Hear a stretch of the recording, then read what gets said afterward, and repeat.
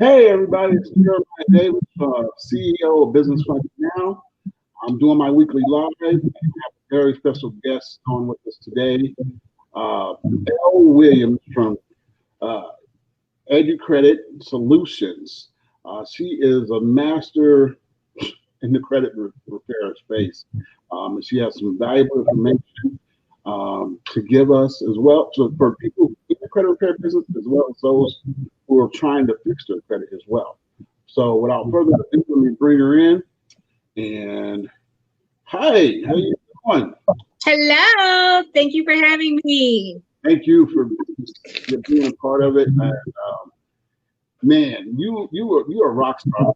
I've heard you speak at a number of different events. You know, we travel in the same circles. Mm-hmm. And the wealth of knowledge that you're dropping on people is beyond like, it's like, whoa, wait a minute. You know, I've been around this space since 2008. Mm-hmm. And, you know, I never really got into it. Some people may know I just kind of, other company just launched the credit repair business, but it's specifically for funding purposes. Okay. But I thought it'd be great to have you on to educate, you know, the people who are watching, the things that most people don't know, you know, because actually I learned some things from you by listening to you at the events, as well as other CROs that are getting into, you know, a lot of people are getting into the business these days, and I don't know, they have all the information they need to know to really run their business effectively, as well as service their clients the best. So why don't you give us a little background on you, where you come from, how you get into this, and how long you've been in it, you know. Got it. Absolutely. Yes. So I have been in the credit space for about 8 years now, almost 9, I think. I was thinking about it earlier today, speaking to someone. I was like, whoa, it's actually been more than 8 years. But I have an education background. I was a teacher for almost 10 years. And while I was teaching, I also I got married during that time. And my husband then, he was in insurance. So we had an insurance business together. And helping other, like our clients with their insurance, I noticed that a lot of people had financial issues, specifically credit issues. So that was somewhere around 2010, 2011. And that's when I really started helping people. Now, I first did credit back in college. Because I always read things about finances, credit. I didn't go into business, but it was something that interests me. And so I remember when I was graduating, some of my classmates, they were going into finance. They were graduating in finance. And in order for them to get a job, they needed to get their credit repaired because we had credit cards, they had maxed them out, we were very irresponsible. And so of course they came to me because they knew that I understood finances. And so I started repairing credit for free back then, but really got heavily into it when we were doing the insurance business, and noticed a lot of people struggle with finances, with credit, with understanding how money works. And it just kind of went from there. Got into this whole credit space and attending like events and stuff like that in around 2016 though, and started networking, meeting people, making connections, developing partnerships. And so here I am. All right. Seems like a lot of experience, because I'm just going to be honest, you don't look that old to have that much experience, but great. So okay, I'm just going to throw some questions at you, because people don't know what is the stat on how many people in America have errors on their credit report? You know, offhand? Man, so in terms of like technical errors, 1 in 5 people will have errors on the credit report, but 1 in 20 people will have errors that are directly impacting their credit score negatively, causing adverse action, meaning that they are qualifying for higher interest rates than they should be. They are not being approved. They are not getting a job, just all sorts of things where credit is involved that, like I said, is impacting them negatively because of the errors on the credit report, because of the human errors, because of the things that are reporting or are not reporting. So yeah, it's a substantial amount of people. Right. So that's a good percentage of the American population. And what does those errors cost? I mean, A lot. It can cost a livelihood. It can cost tons of money, thousands to hundreds of thousands of dollars, just depending on what you're trying to finance. It costs you to, it costs you lifestyles. It costs you opportunities. So, yeah, an error on a credit report is really, really an important thing in your financial life, that if you are not aware of it, or if you're not taking the steps to take a look at it, get these errors corrected, you can suffer greatly. Yeah. Yeah. I actually, of course I have like 2 or 3 credit monitorings and I watch my credit pretty rigorously, but I noticed that every account had an error. Every account had an error, even the good ones. The good ones were, I'm not going to mess with them, but there was an error, a mismatch in the date, mismatch in the balances, mismatch in account numbers, all name variations. There's also, people don't know. If you're not looking or you don't know how to read a credit report, because I looked at my credit report before and I didn't notice the errors. Right. I didn't know how to spot them or look for them. Okay. One thing that I didn't realize, I knew there was a few more than the standard 3 credit bureaus that most people were familiar with, which was, Experian and TransUnion. Right. How many actual credit bureaus are there out there? I have no idea, in the hundreds. So I know of over 124 different consumer reporting agencies out there. There are tons. You have reporting agencies for different things. They categorize them. So yeah, you have TransUnion, you have Experian, you have Equifax. We even have another one that people are becoming aware of now today, but not so much. So they used to be called a silent bureau, but we have Innovis or Innovis, however you want to pronounce it. They hold a lot of information. So if you go to sites like Opt Out Prescreen, and even if you get results back from the bureaus when you are disputing credit accounts, notice that you see the four on there. Innovis or Innovis is included. When you get results back from creditors and collectors telling you that they will remove things from your credit report, they will say TransUnion, Experian, Equifax, and that other bureau. So that's one that people are kind of sleeping on, because they're out there. You have utility reporting agencies or bureaus. You have medical bureaus. You have rental bureaus where they house evictions and things like that. So there's so many different bureaus out there that people need to be aware of when it comes to what's being reported on them. A lot of times people go to seek credit, and they think that, oh, my Experian score is good because, they pull Experian in this region, or my TransUnion, Equifax, whatever. And then when they go to apply, it's like, nope, that's not it. And that happens for homes, all sorts of things, because they are pulling these other bureaus. They're pulling these other reporting agencies. There are many different agencies like credit card companies report to when you go to get a cell phone and you try to open up an account and you're denied. It's all the time, not because of your TransUnion, Experian, and Equifax scores. It's because of that Sage Stream Bureau, that they're reporting to. So just being aware of the various reporting agencies that are out there, and knowing that you can get a report from these bureaus or these agencies. You can get a report. You can dispute with these agencies if you have things on there that are not reporting correctly. So just being aware of that and understanding what's out there is going to be really critical, especially during these times right now. Okay, how is the average person supposed to be aware of these? Is there any place they can look to find out, or how do they know if they're being reported to one of these other agencies? Right. So you can go to places or sites like the Consumer Financial Protection Bureau. You can search, are there other credit reporting agencies that are out there? And there are articles, there's literature out there to help you understand that. But I believe the CFPB puts out a report either every year, every other year, with all of these different consumer reporting agencies. And they tell you exactly who they are, what they report, how you can get in contact with them, the mailing address, the phone numbers to contact them. And so that's a really good resource. Okay, so you said CFPB. What is that? The CFPB, the Consumer Financial Protection Bureau. Yeah, the Bureau is designed to Protection Bureau. There's a government agency that puts information out there for the general public who don't know what that is. Yes. You know? All right, so they can Google CFPB and it'll come up and they can get that report with all those agencies on, right? Mm-hmm. Yes, CFPB, Consumer Reporting Agencies. Okay, all right. So okay, and then they can, if they can request a report from one of these agencies if they think they're all anonymous, and then they can. There's a method to dispute whatever erroneous thing they're reporting. I mean, it could be factual, but how are we to know what's real and what's not? You have to request the report, right?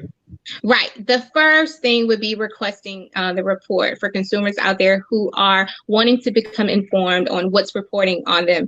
You want to request the report. There are some consumer reporting agencies where you can call and request a report. You can go online. Some of them will have online links where you can go and fill out a form and request a report. And then some will require you to actually submit a letter, a report request letter. Either way, you want to go and you want to find out what's out there, like a LexisNexis report, any utility reports. You want to do that, but it starts with requesting the report. Once you can get the report in hand, taking a look, taking the time to set aside and look over the reports and really go through the accounts that are reporting on there, the information. Don't just hop to the accounts. That's one thing I want to say. A lot of these reports report what's called personal information. And so to understand the way that credit reporting works and how these reports are even developed, especially with the bureaus, personal information is really critical in understanding what's happening on the credit report, why certain things may be reporting on the credit report. If you see accounts on there that do not belong to you, taking a look at that personal information to ensure that you're not a victim of identity theft. You're not at risk of being a victim of identity theft, because a lot of our clients, when they come over to us, and then even the clients that I coach in their own credit companies, when I show them ways of accessing personal information, they are like baffled to know that there's this much information out there about the consumer that they don't know about. And so going through that personal information and making certain that everything is up to date, name spelling variations, making certain that you have your name spelled correctly. There should be only one name on the credit report. You can narrow down the addresses on the credit report to one address. Social security numbers actually don't have to be reporting on the credit report, so understanding that, but cleaning up that and then looking at those accounts and going through to see if what is reporting is actually correct. Understanding how to identify errors, if the balance is incorrect on something, if they're reporting a comment that is incorrect, if the limits are not correct on things. So just going through and using a highlighter, using a pen, marking things that don't look right. Now, even if you don't know that there's an actual error, the law still allows you to dispute the accuracy of the information on a consumer report, whether it be with the big three, TransUnion, Experian, Equifax, or any of these other supplemental consumer reporting agencies.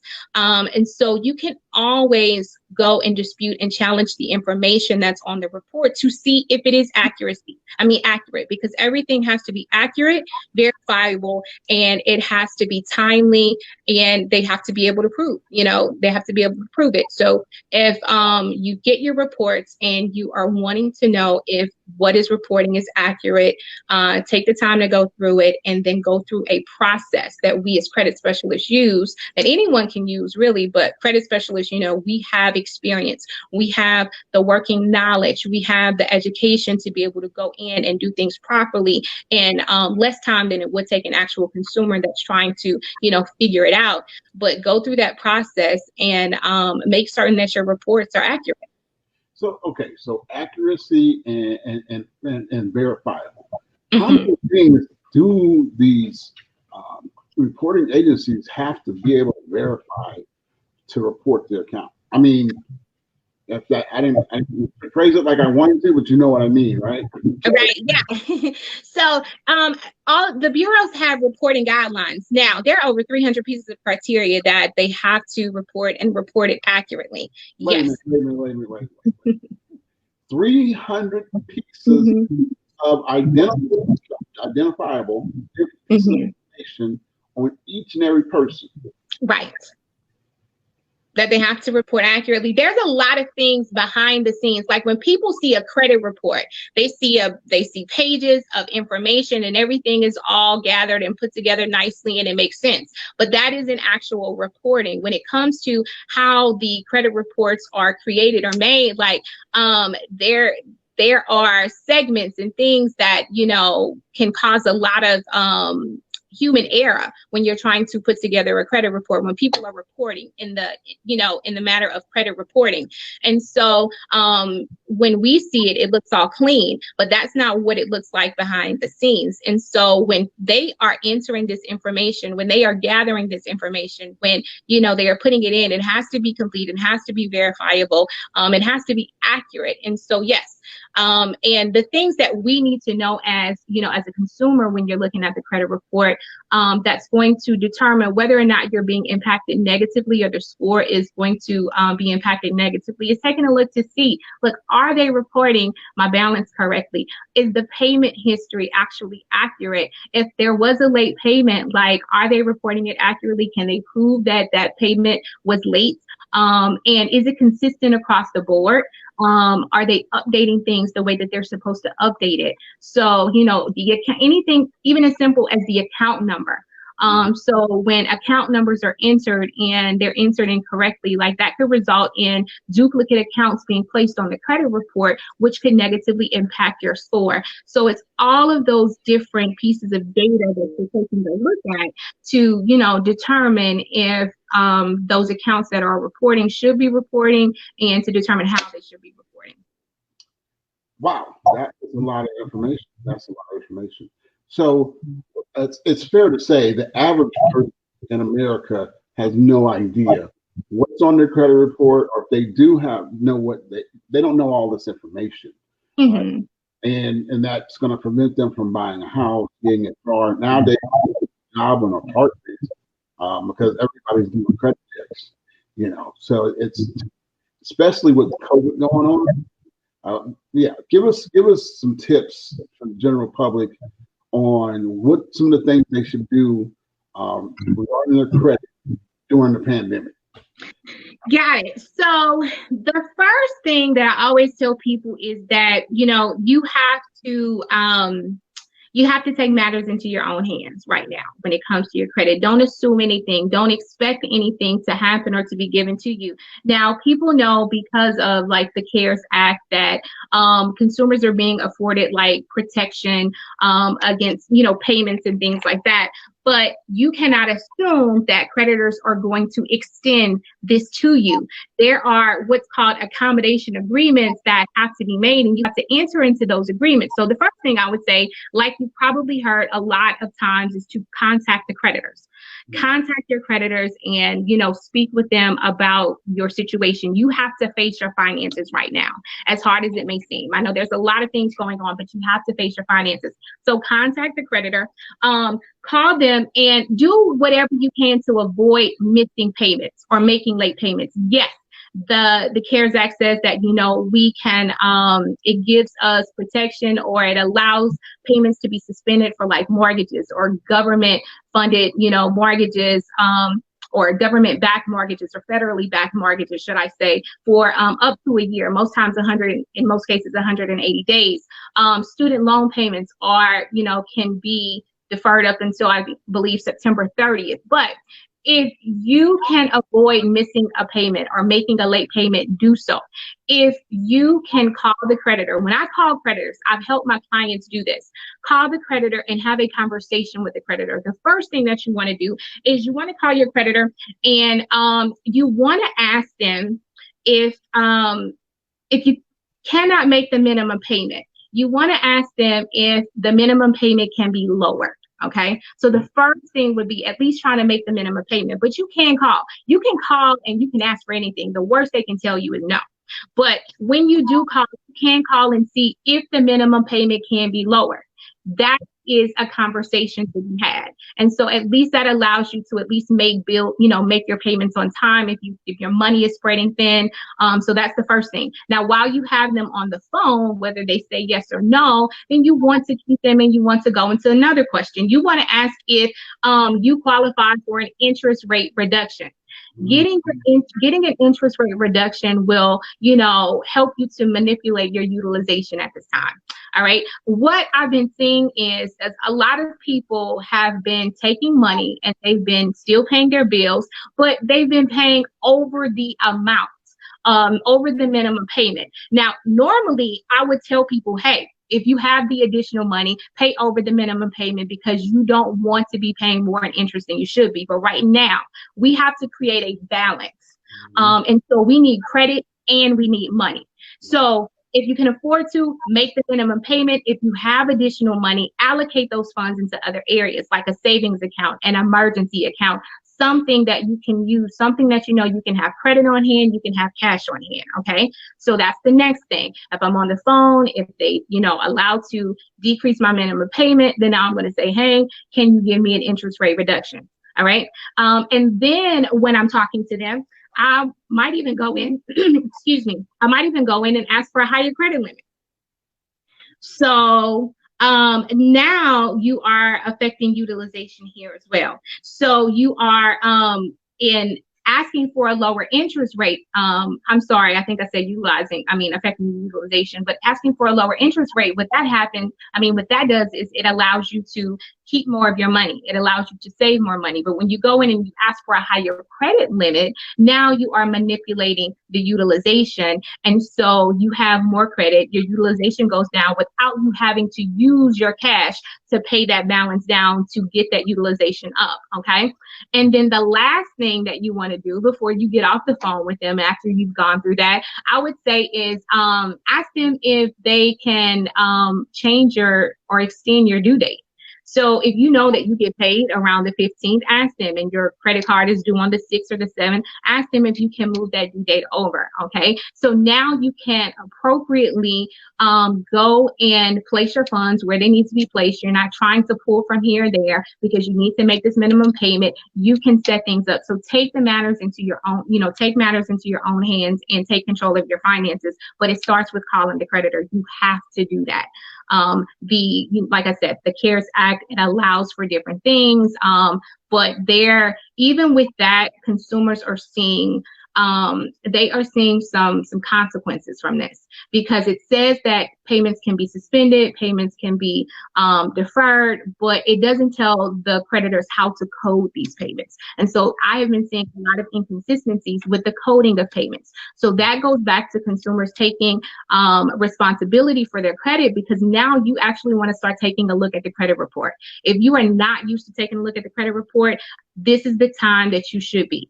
And what the bureaus are allowing us to do right now, every week, Experian, TransUnion, Equifax is allowing us to pull a weekly credit report. If you go over to annualcreditreport.com, you can get a credit report every single week. It takes about 10 to 15 minutes to get that report. But if you know that you have requested some type of forbearance or deferment or some type of suspension of payment, you want to make certain that they are coding it correctly and that you are not getting late payments. A lot of people use like Credit Karma to monitor their credit, and that's fine. I don't suggest it, but Credit Karma only gives you 2 of the 3 bureaus. You need to go and pull, and you need to see exactly what's reporting on the bureau's end. So take control of it, take a look at it, stay on top of it, okay? And those are some of the things that I would suggest doing. Okay, that's good stuff. That's good stuff. And I hope everybody's paying attention. Okay. So I'm going to switch gears a little bit because, I'm going to just tell this little story. So some of you guys may know, I have Davisthorpe Associates, my consulting firm. I just added credit optimization for funding, which is basically credit repair to get people home loans as well as personal loans and business loans. That's my most common issue, is when clients come to me for funding, they have a credit issue, and either I got to fix it or they have to figure out how to fix it on their own or something like that. But I have 170 credit repair CRO companies as affiliates, right? And it's important that they have you as a resource. So give us a little bit of your company as far as the training and the content. I mean, in the brief, not the whole course, obviously, but your overview. So to let some of these guys that own credit repair businesses know that that you're available, but there's more information that they should probably need to run their business more effectively and help their clients more effectively. Right. So I have a company, EduCredit Solutions, and we focus on providing credit education to consumers and businesses. I also have coaching services under my Elevation Coaching. But with the way that I coach and mentor credit repair businesses, we work on gaining a thorough understanding of the credit system. I give you an understanding of the dispute process. So I help companies develop their dispute flows from start to finish. We work on your onboarding processes. If you're a new business and you're looking to start up and understand, how to operate like a business, that's what we work on, helping you to understand and put the systems and processes in place so that you're prepared to bring on clients and everything goes smooth. You have a system so that eventually you can take yourself out of that and that business still operates with or without you. But for the most part, a lot of people contact me for dispute training. And so we work through having an understanding of the creditors, the collectors, how to incorporate that into the dispute process, understanding who creditors or mainly collection agencies and collectors, what types are out there, who they are and who they are not, what they can and cannot do, and how to properly and effectively go after them using the laws, and incorporating that dispute process from, cleaning up the personal information from the beginning with the client, which is going to ultimately help you in the dispute process because of the ways that the bureaus work and their whole automated systems with their matching algorithms. When you understand how things are placed on your credit report, how errors happen, how other information, how other people's accounts and information are easily placed on the credit report, then you will understand why it's important to clean up personal information before even starting the dispute process. But there's more to it than what we see. There's more information out there than just what the credit monitoring reports have. We even go beyond, like the annual credit report, .com reports, and I teach them how to do that properly and set their clients up for success. And then just going through the dispute process, knowing who to dispute with who, when, why, where. I don't just tell you that this is what you do and this is what you send. When people come to me, the main thing that they say is that, wow, like this was thorough. I feel like I've been in like a college class. I really understand the why behind it. I can answer other people's questions now. I know why I'm doing something instead of just being told that this is what I do. So it's not all about a letter. It's about understanding the process so that when you're faced with any situation with a client, you're confident in being able to help that client. So. That's awesome.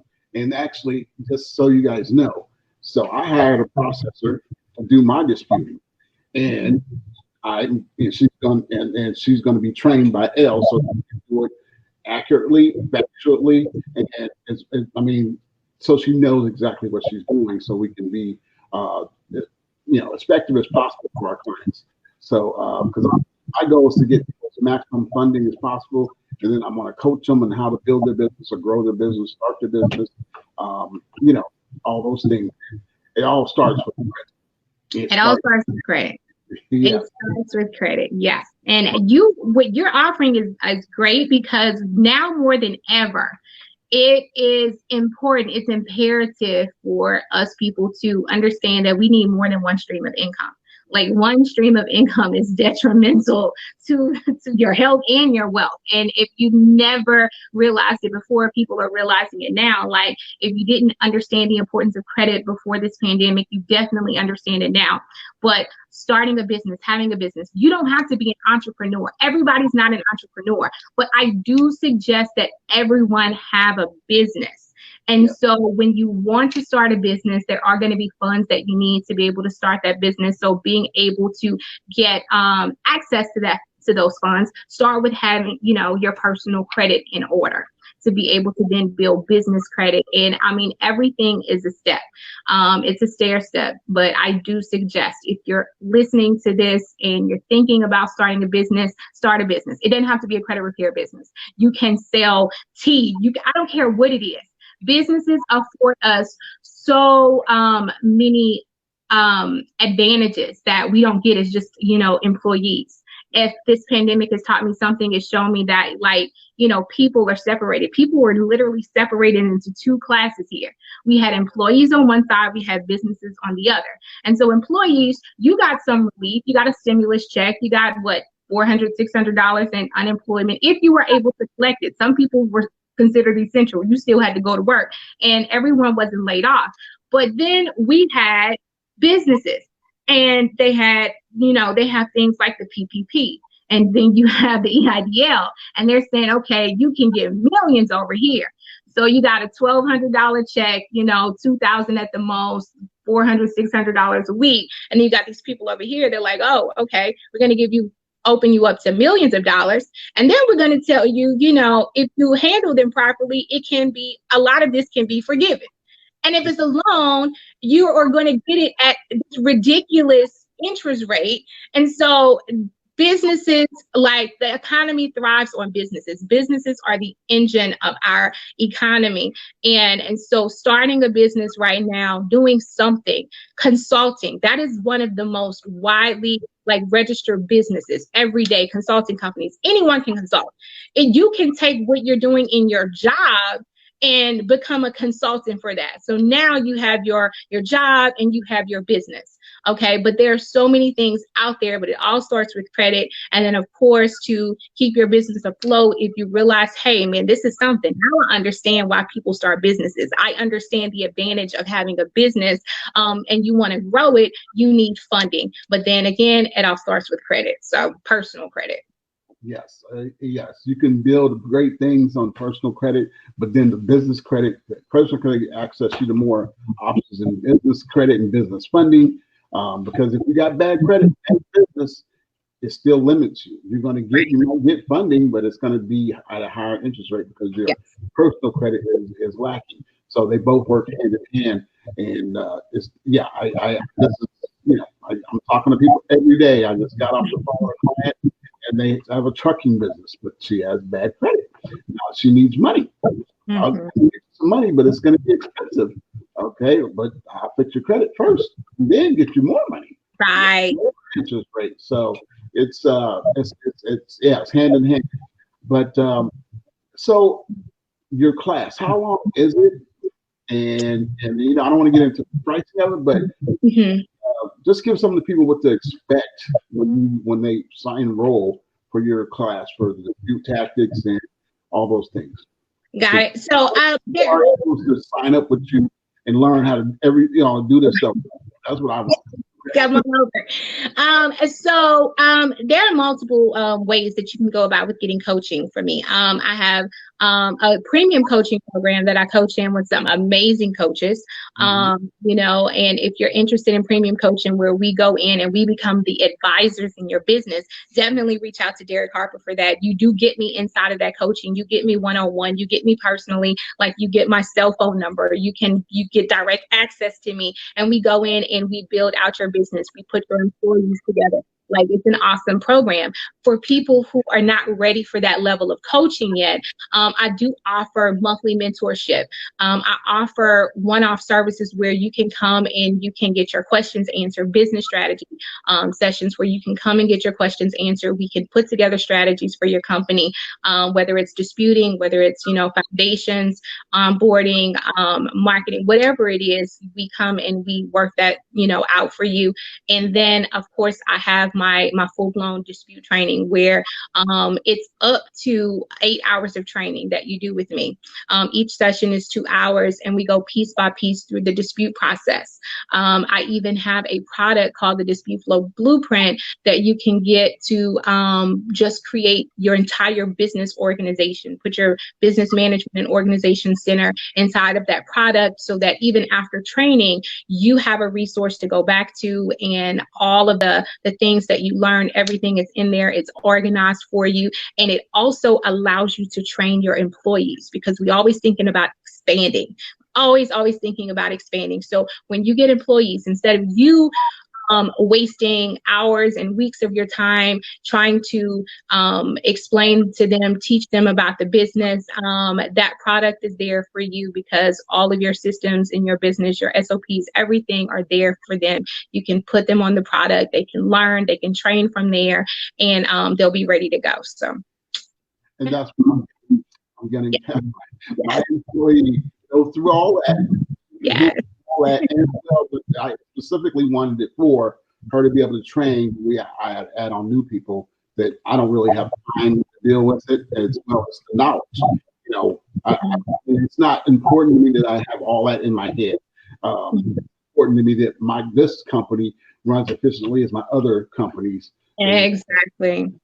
So just, we CEOs, we get it done. Right. Okay. All right.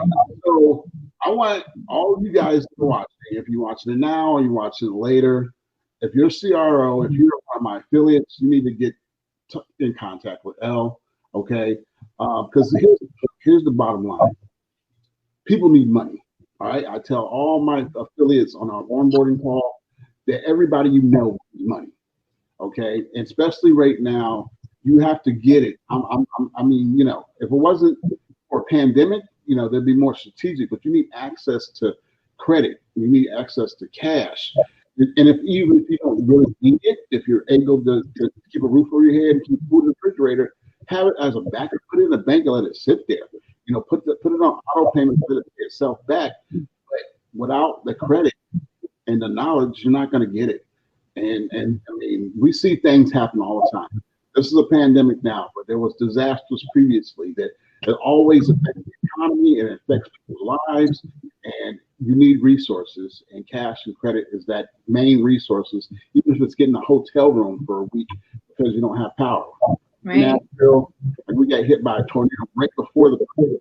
I had to go live in a hotel for a week. I didn't have any power. Okay, it wasn't an issue because I have cash and credit. But if you don't have that, you don't have access to those things, that affects your quality of life, especially with this pandemic going on. People are dying. You got to, if you're in a position to do better, it's time to do better. All right. And yeah, I want to definitely, refer people to you. And if any of my friends or clients are watching, to go to Davisthorpe.com to sign up for the consulting or the credit repair services, credit optimization services. If you guys need funding, go to businessfundingnow.com. And I hope you found some value in this. Do you have anything else you want to add, or anything else you want to give the community, the watchers? No, if you're a consumer and you're watching, go and take charge of your credit. You got the resources. I've given them to you. Make certain that if you did take advantage of any of the relief that's been offered to you, that you're following up on it. You're making certain that you know exactly what's happening with your credit, because you don't want to be surprised after this whole thing, blows over, or wherever we're going with it. But eventually, this time frame that they've given us with this relief is going to run out. And so you need to understand what's to come, and you want to get on top of it before you're hit with something that is even more catastrophic than what you're experiencing now in the world. And that's in your personal finances. And so that is for consumers, for businesses. If you're struggling, if you're you need to understand the dispute process, reach out to me. I'm here for you. Yes, definitely. And I know also, if this a lot of stuff, right? It's overwhelming to the general public.